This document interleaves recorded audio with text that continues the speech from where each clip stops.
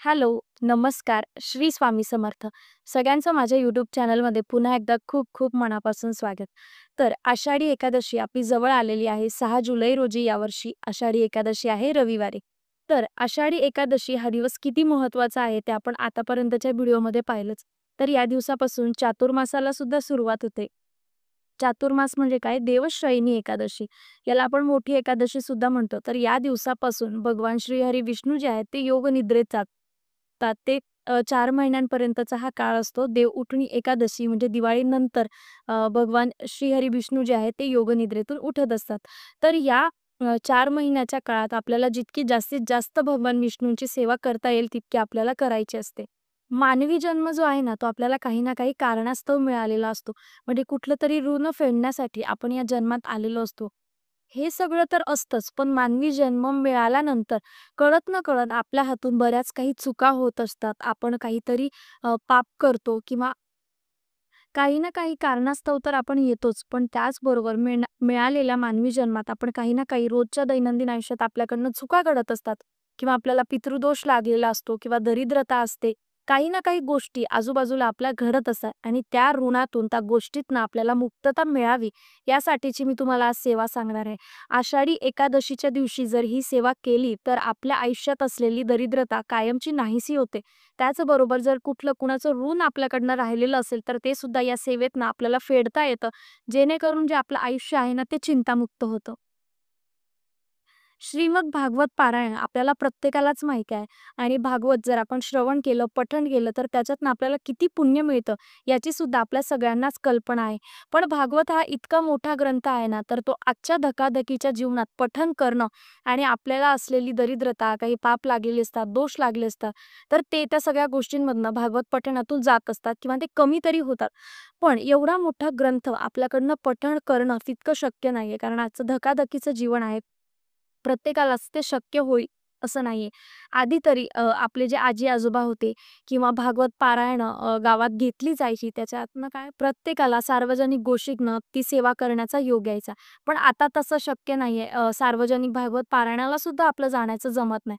तर आपल्या परमपूज्य गुरुमाऊलींनी दिंडोरी प्रणीत मार्गात हा 700 श्लोकी श्रीमद भागवत ग्रंथ ची जी आवृत्ती आहे ती काढलेली आहे. आणि हा ग्रंथाचं जर पठण आपण केलं तर साक्षात भागवत पठण केल्याचं आपल्याला पुण्य मिळतं.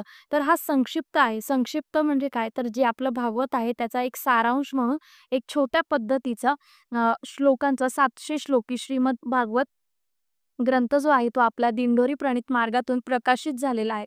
तर हा ग्रंथ इतका महत्त्वाचा आहे ना, या ग्रंथाचं जर तुम्ही पठण केलं, तर किती ते कितीही प्रखर पितृदोष असू दे, अगदी 7 पिढ्यांचा जरी पितृदोष असला, तरी तो नियमित या भागवताच्या पठणाने तो पितृदोष जो आहे तो कमी होतो. त्याचबरोबर जर आपल्या घरात दरिद्रता असेल, तर ती सुद्धा या पठणाने कमी होते. तर हा ग्रंथ पठण कधी करायचा? तर एकादशीच्या दिवशी जर हा ग्रंथ पठण केला, याचं पारायण केलं, तर त्या पारायणाचं फळ आपल्याला निश्चितच मिळतं. म्हणून प्रत्येक सेवेकराने आषाढी एकादशीच्या दिवशी भागवत पारायण करणं खूप खूप गरजेचं आहे. तसं तर आपण अनियमित रूपे भागवत पारायण करू शकत नाही. पण आषाढी एकादशीच्या दिवशी जर हे पारायण केलं, तर याचा खूप खूप मोठा फायदा आपल्याला मिळणार आहे. आता तुम्ही म्हणाल, "ताई पारायण करायचं म्हटलं तर नियम आलेच." तर हो, मी नियम सुद्धा आता व्हिडिओमध्ये सांगणार आहे. तर या पारायण करण्याला अजिबात आपले जसे गुरुचरित्राचे 7 दिवसाचे नियम असतात ना, तसे नियम नाहीयेत. तर उपवास तर आपला त्या दिवशी असणारच आहे एकादशीच्या दिवशी. तर त्या दिवशीच आपल्याला दिवसभरात कधीही हे पारायण करायचं आहे. तर हा पारायण करण्याचा एक नियम आहे. जसं दुर्गा सप्तशती पारायण आपण एका बैठकीत करत असतो, तर तसं हे भागवत पारायण जे आहे आपल्याला एका बैठकीत पूर्ण करायचं आहे. पण जर तुम्ही काही अडी-अडचणी असेल, जसं की तुम्ही गर्भवती स्त्रिया असाल, तर त्या सुद्धा पारायण करू शकता. पण एका बैठकीत इतका वेळ बसणं काही जणांना शक्य होत नाही. जसं की वृद्ध आजी-आजोबा असतील, तर त्यांना सुद्धा एका बैठकीत करणं शक्य होत नाही.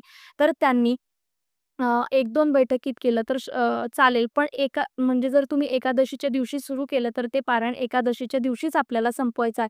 असं नाही तर तुम्ही 2-3 दिवस हे पारायण करू शकता. स्वामी चरित्रासारखं नाही. एकदा जर सुरू केलं, तर तुम्हाला त्याच दिवशी ते पारायण पूर्ण करायचं आहे. त्याच्यामुळे पारायण सुरू करताना काळजीपूर्वक करावं. जेणेकरून काय होतं, सेवा जर आपल्याकडनं पूर्ण होत असेल, तरच आपण सेवा सुरू करावी. नाहीतर मध्ये-अधेच सोडली, तर त्याचा आपल्याला फायदा तर काही मिळतच नाही. पण ते आपल्या मनात हुरहूर सुद्धा असते, की आपण सेवा व्यवस्थितरित्या पूर्ण करू शकलो नाही. ह्या पारायणाची सेवा अगदी कुणीही करू शकतं. याच्यासाठी खूप मोठे नियम नाहीयेत, पण एका बैठकीत फक्त शक्यतो आपल्याला पारायण करायचं आहे. जे लोकं आषाढी एकादशीला उपवास करणार नसतील, त्यांनी सुद्धा हे पारायण केलं तरीही चालेल, सेवेचं फळ मिळतं. कारण शेवटी सेवा आपल्याला असं म्हणत नाही, की तुम्ही उपवास करा किंवा हे करा किंवा ते करा. आपली तब्येत सांभाळून आणि आपलं स्वास्थ्य सांभाळून आपण जी सेवा करतो, ती नक्कीच महाराजांच्या चरणार्पणेपर्यंत पोहोचते आणि त्याचं फळ आपल्याला मिळतं.